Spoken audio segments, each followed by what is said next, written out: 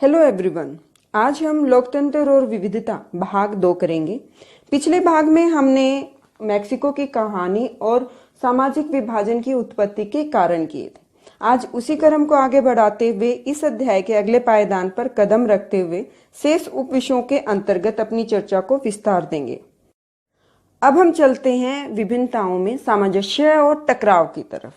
सामाजिक विभाजन तब होता है जब कुछ सामाजिक अंतर दूसरी अनेक विभिन्नताओं से ऊपर और बड़े हो जाते हैं। और अब ये कैसे होता है, इसे हम अलग अलग देशों के उदाहरण से समझेंगे। पहला उदाहरण हम लेते हैं अमेरिका का। अमेरिका में श्वेत और अश्वेत का अंतर एक सामाजिक विभाजन भी बन गया था, क्योंकि आमतौर पर जो अश्वेत लोग थे वो गरीब, बेघर और भेदभाव के शिकार थे। और ऐसा ही उदाहरण भारत का भी है कि भारत का जो दलित वर्ग है वो गरीब और भूमिहीन है। अब यहाँ पे जो अमीर और गरीब का भेद हुआ, इससे जो गरीब समुदाय है उसको ऐसे महसूस होने लगा कि वो दूसरे समुदाय से हैं और यहाँ पर सामाजिक विभाजन की स्थिति पैदा हो गई। दूसरा उदाहरण हम आयरलैंड और नीदरलैंड का लेते हैं। अगर एक सी सामाजिक असमानताएं कई समूह में मौजूद हों तो लोगों का दृष्टिकोण किसी मुद्दे पर अलग अलग हो सकता है, और इस चीज को हम समझेंगे आयरलैंड और नीदरलैंड। आयरलैंड और नीदरलैंड दोनों ही ईसाई धर्म बहुल देश हैं। दोनों ही देशों में ईसाई धर्म प्रोटेस्टेंटों और कैथोलिक पंथों में बटा हुआ है, पर उत्तरी आयरलैंड में धर्म और वर्ग में गहरी समानता है। कैसे समानता है कि वहां के कैथोलिक समुदाय गरीब हैं और भेदभाव का शिकार है, जबकि नीदरलैंड में दोनों ही पंथों में गरीब और अमीर हैं। अब जो भेदभाव कैथोलिक और प्रोटेस्टेंटों में उत्तरी आयरलैंड में है, जिसको लेकर उनके बीच में मारकाट होती है, वैसी स्थिति नीदरलैंड में नहीं है।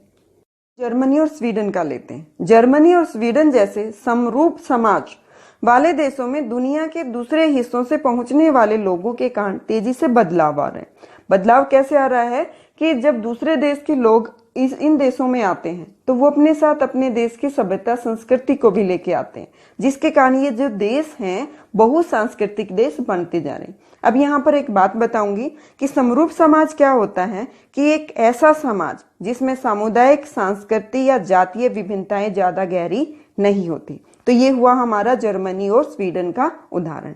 आज अधिकतर समाजों में कई तरह के विभाजन हमें दिखाई देते हैं। इसमें देश बड़ा है या छोटा है कोई फर्क नहीं पड़ता। जैसे भारत बहुत बड़ा देश है और बेल्जियम एक छोटा देश है, पर वहां पर भी अनेक समुदाय के लोग रहते हैं। अब चर्चा को आगे बढ़ाते हुए राजनीति और सामाजिक विभाजन पर आते हैं। यहाँ पर हमारे कुछ सवाल बने कि सामाजिक विभाजन राजनीति को किस प्रकार प्रभावित करते हैं, या राजनीति का इन सामाजिक विभाजनों से क्या लेना देना है। तो पहली नजर में तो राजनीति और सामाजिक विभाजन का मेल बहुत ही खतरनाक और विस्फोटक लगता है। कैसे विस्फोटक लगता है कि राजनीतिक पार्टियों में प्रतिद्वंदिता का माहौल होता है, और ये प्रतिद्वंदिता किसी भी समाज में फूट का शिकार बन सकती है। इस तरह की होड़ के कारण सामाजिक विभाजन व राजनीतिक विभाजन में बदल जाता है। देश विखंडन की तरफ जा सकता है। ऐसा कई देशों में हो भी चुका है। सामाजिक विभाजन की राजनीति, इसको हम उत्तरी आयरलैंड के उदाहरण से समझेंगे। उत्तरी आयरलैंड ग्रेट ब्रिटेन का हिस्सा है और यहाँ मुख्य धर्म ईसाई है, जिसकी हम पहले भी चर्चा कर चुके हैं, जो कि दो पंथों प्रोटेस्टेंटों और रोमन कैथोलिक में बटा हुआ है। अब हम यहाँ देखेंगे कैसे राजनीतिक दल इनको प्रभावित करते हैं। जो कैथोलिक समुदाय है उसका प्रतिनिधित्व कर रहा है नेशनलिस्ट पार्टी, जिसकी मांग है कि उत्तरी आयरलैंड को आयरलैंड गणराज्य में मिलाया जाए, क्योंकि वहां पर कैथोलिकों की संख्या ज्यादा है। जबकि प्रोटेस्टेंटों का प्रतिनिधित्व यूनियनिस्ट पार्टियां कर रही हैं, जिनकी मांग है कि इसको ग्रेट ब्रिटेन के साथ मिलाया जाए, क्योंकि वहां पर इनकी संख्या ज्यादा है। अब इन राजनीतिक दलों के टकराव का नतीजा ये निकला कि इनके बीच में हिंसक टकराव होने लगे, जिसके कारण जो सुरक्षा कर्मचारी थे, सैकड़ों लोग थे और जवान थे, वो मारे गए। और इस बढ़ते हुए टकराव को देखते हुए 1998 में ब्रिटेन की सरकार और नेशनलिस्टों के बीच में एक समझौता हुआ, जिसमें हिंसक आंदोलनों को बंद करने पर दोनों ने सहमति दिखाई। तो यहाँ हमने देखा कि कैसे राजनीति ने प्रभाव अपना दिखाया, परंतु आपसी समझ से ये टकराव बंद भी हो गया। राजनीति और सामाजिक भेदभाव का दूसरा उदाहरण हम युगोस्लाविया का लेते हैं, जहां पर धार्मिक और जातीय विभाजन के कारण शुरू हुई राजनीति होड़ के कारण ये जो देश था कई टुकड़ों में बट गए। अब यहाँ पर हम एक छोटा सा उदाहरण रोमानिया और बुल्गारिया का भी ले सकते हैं कि बुल्गारिया में रोमानिया लोगों के साथ भेदभाव किया जाता है, उनको छोटा समझा जाता है। तो इस प्रकार के जो उदाहरण हैं उनको देखकर कुछ लोग ये निष्कर्ष निकाल लेते हैं कि राजनीति और सामाजिक विभिन्नता का कोई मेल नहीं होना चाहिए। पर इसके साथ ही ये भी सच्चाई है कि राजनीति में सामाजिक विभाजन की हर अभिव्यक्ति फूट पैदा नहीं करती है। विभिन्न समुदायों की उचित मांगों और जरूरतों को पूरा करने वाली नीतियां बनाना भी इसका हिस्सा है। आगे बढ़ते हैं। सामाजिक विभाजनों की राजनीति के परिणाम के 3 आयाम कौन से हैं? पहला है लोगों में अपनी पहचान के प्रति आग्रह की भावना।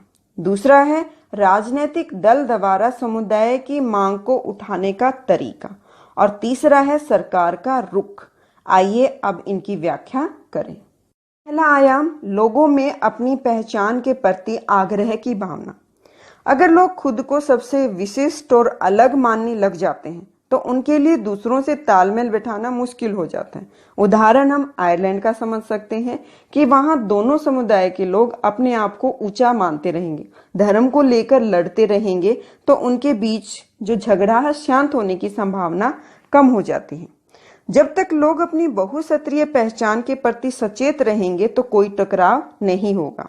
अगर वो राज्य, धर्म, भाषा आदि भेदभाव में पड़ गए तो टकराव जरूर होगा। दूसरा आयाम है राजनीतिक दलों द्वारा समुदाय की मांगों को कैसे उठाया जा रहा है। संविधान के दायरे में आने वाली और दूसरे समुदाय को नुकसान न पहुंचाने वाली मांगे मान लेना आसान है, परंतु जैसे श्रीलंका में कि श्रीलंका केवल सिंहलियों के लिए मांग उठाना तमिल समुदाय की पहचान हितों के खिलाफ था। युगोस्लाविया का में भी विभिन्न समुदाय के नेताओं ने अपने जातीय समूह से ऐसी मांगे रख दी जिन्हें एक देश की सीमा के भीतर पूरा करना असंभव था। परिणाम क्या हुआ कि देश टुकड़ों में बट गए। तो इस तरह से राजनीतिक दलों द्वारा मांगों को कैसे उठाया जाता है इसके ऊपर भी निर्भर करता है। तीसरा आयाम आता है सरकार का रुख, कि सरकार जो मांगे की जा रही है उनके प्रति कैसा रुख अपनाती है। उदाहरण के रूप में हम बेल्जियम और श्रीलंका का देख सकते हैं कि बेल्जियम ने कैसे स्थिति को संभाला और श्रीलंका में कैसे उसके कारण टकराव हुआ। अगर सरकार अल्पसंख्यक समुदाय की उचित मांगों को पूरा करने का प्रयास ईमानदारी से करे तो टकराव कम हो सकते हैं, परंतु यहीं पर अगर सरकार राष्ट्रीय एकता के नाम पर उन मांगों को दबाने का प्रयास करे तो टकराव बढ़ सकता है, जिसका परिणाम देश को टूटने के कगार पर लाना भी हो सकता है। तो इस पाठ में हमने सामाजिक विभाजन की उत्पत्ति, सामाजिक विभाजन और राजनीति एक दूसरे को कैसे प्रभावित करती है कि ऊपर पूरी चर्चा की। अब उसी चर्चा के आधार पर दिए गए सवालों के आपको जवाब देने हैं। धन्यवाद।